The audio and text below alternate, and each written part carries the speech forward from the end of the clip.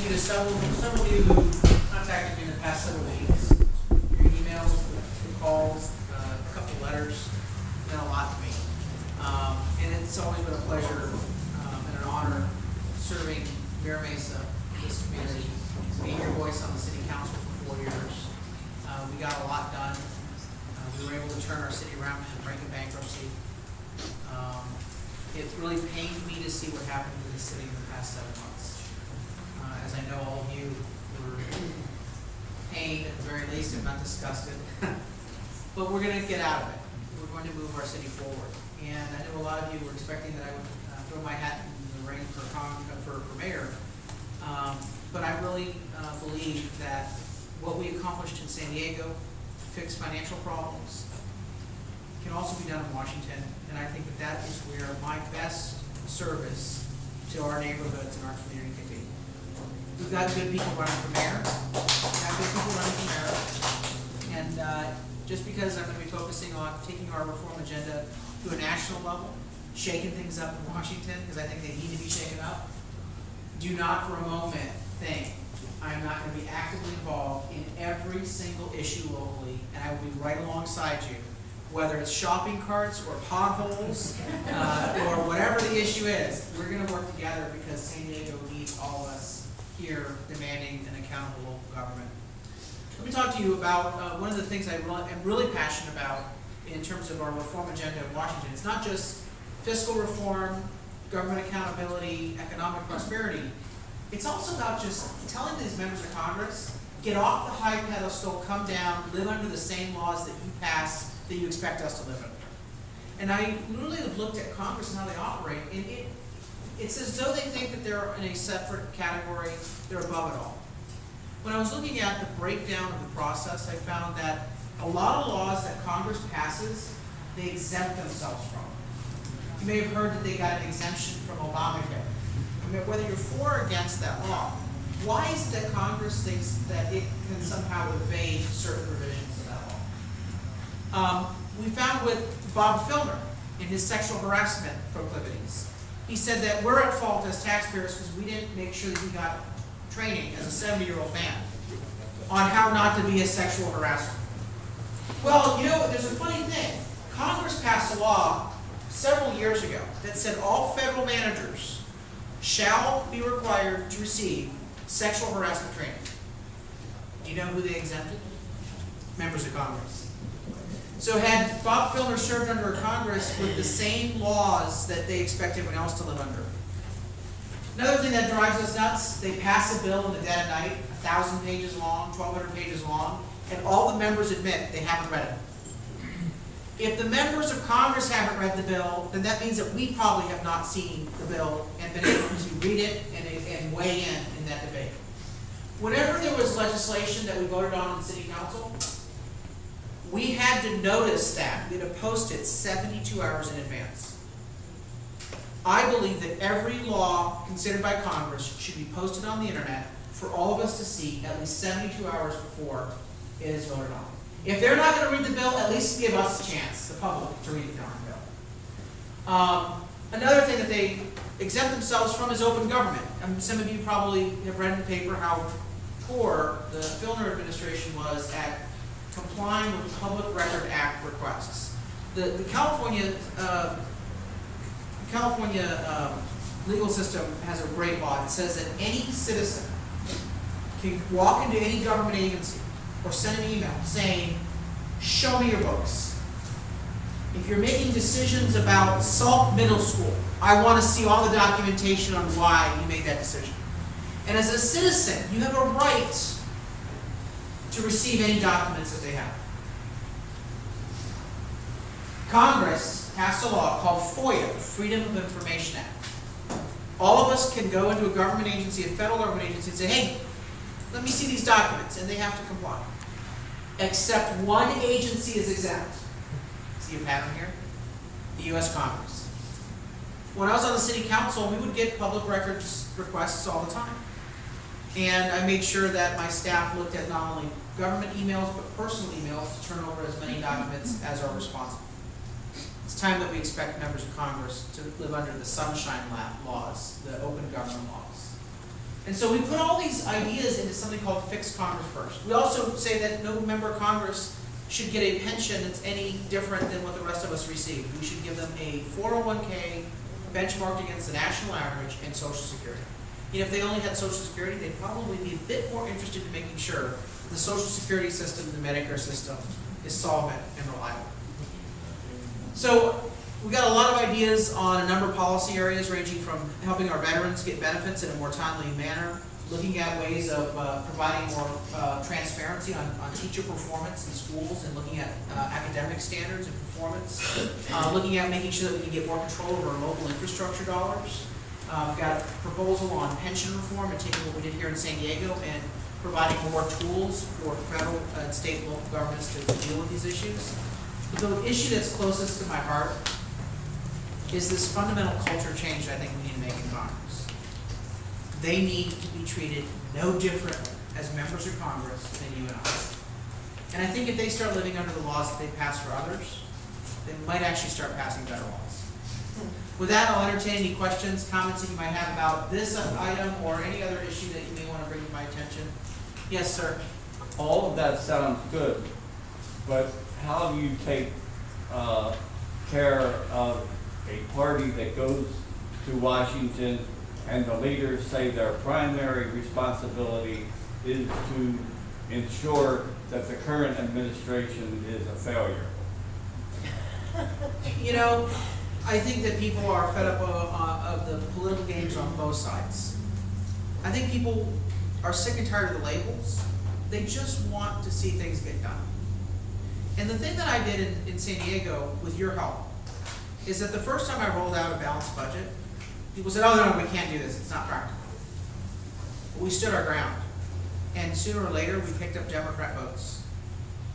We were able to get the lion's share of my legislative agenda over 4 years to help save the city from bankruptcy through the city council on bipartisan votes. Some of the votes were unanimous, actually. The first labor contract that I pushed forward was a unanimous vote. Even the unions were shocked that we got a unanimous vote to take the necessary steps to start moving our city back into the clear. Some of the issues I did have to take to the ballot, like our fair and open competition measure or the pension reform measure. With your help, we qualified those measures, and we got, again, a voter mandate that passed every single city council district, every socioeconomic group, and every political party. Democrats passed our pension measure with a majority vote.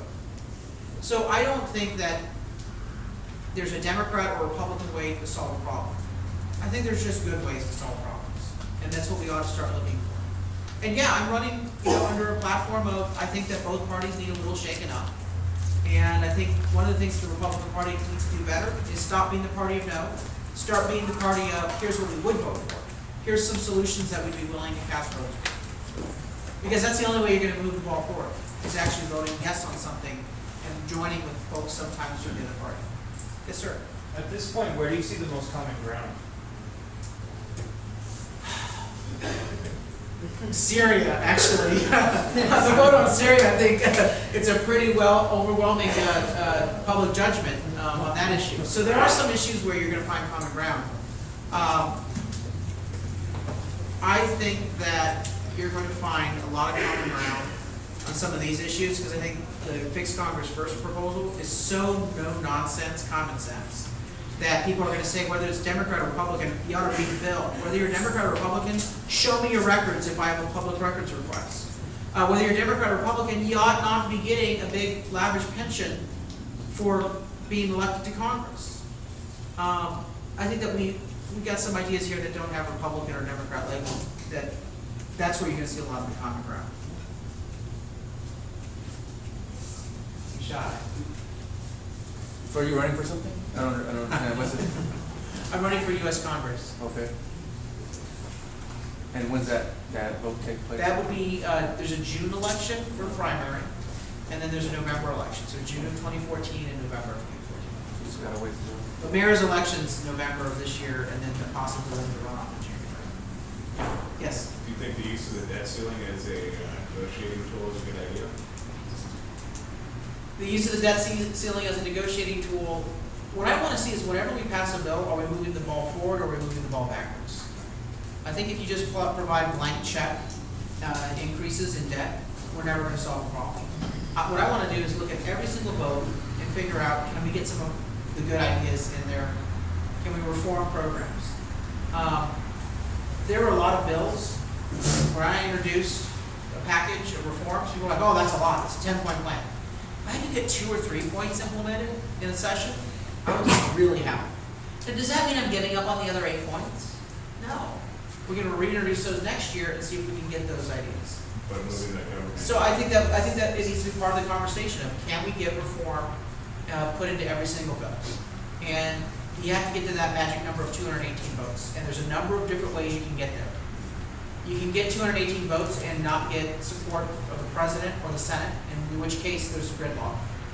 You can get 218 votes or more if we take some ideas from each side and figure out what are some ideas that we all can agree on.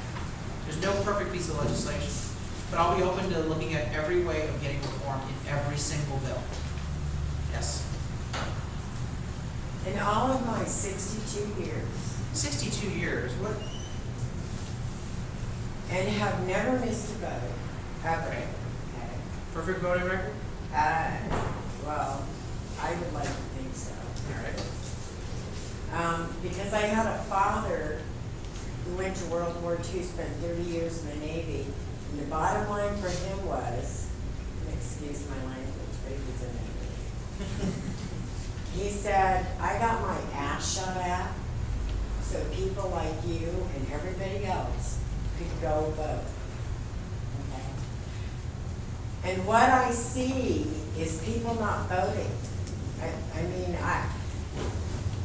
Not one of my sons, 3 of them, they all vote. Because I give them hell if they don't. Because it's such a simple thing to do for one day, simple. How much do you think? And I'm sad you're not gonna be our mayor.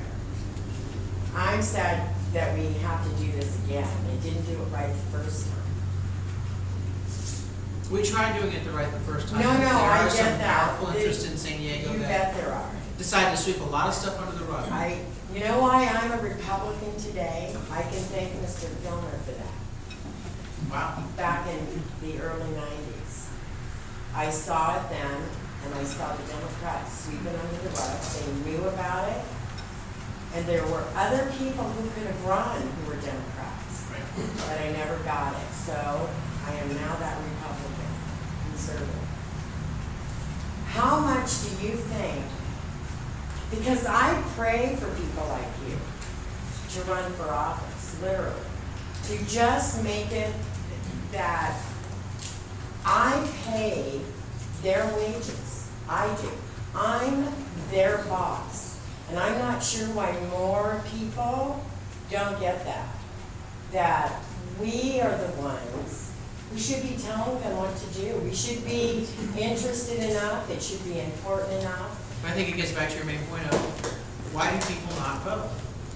And I think that there are a number of causes for that, but the number one cause, I think, is that people feel that no matter what they vote for, that it doesn't make a difference. So how are you, I look at the enormity of what's going on in Washington, and I go,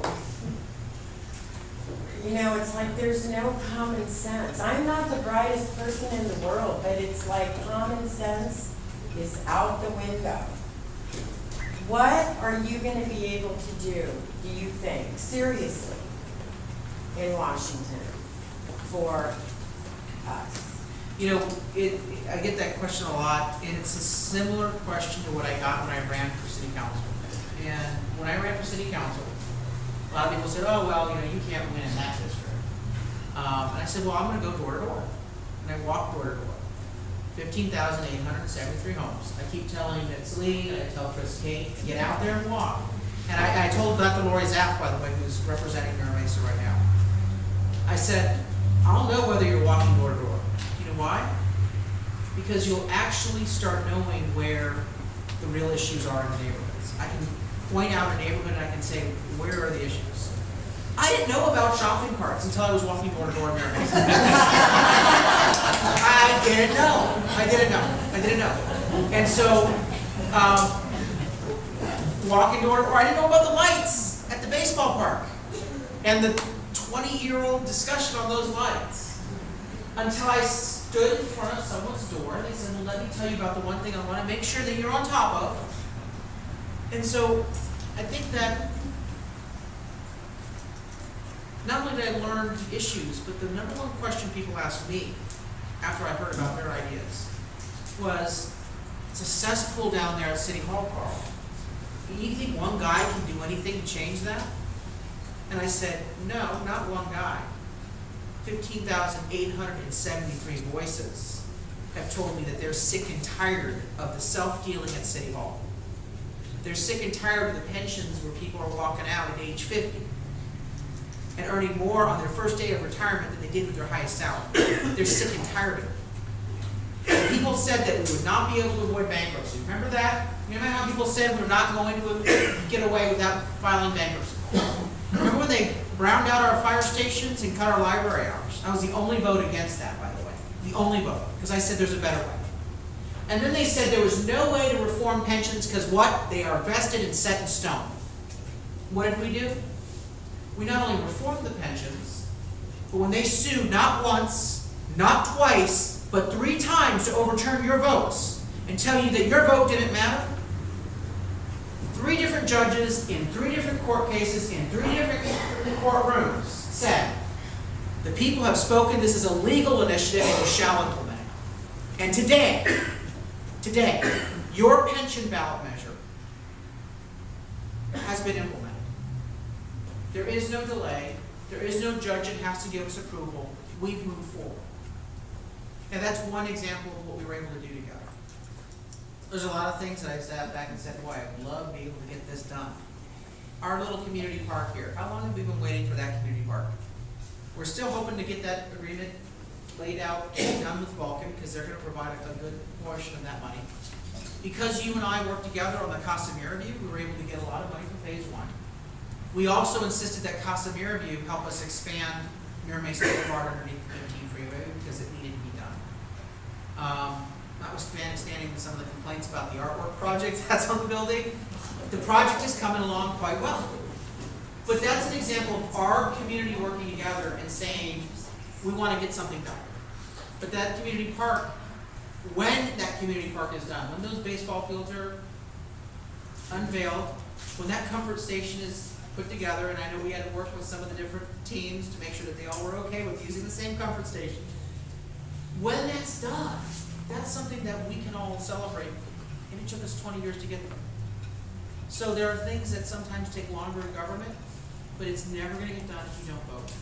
And so I always, there's another way of saying it. Not only can you get things done if you vote, but if you don't vote, you have no business groaning and moaning if you don't vote. So let's get everyone out to vote. Let's tell our neighbors when it comes time for election, let's go over there and say, why don't you register to be an absentee ballot voter? You don't even have to worry about showing up on election day. You can do this in the comfort of your home.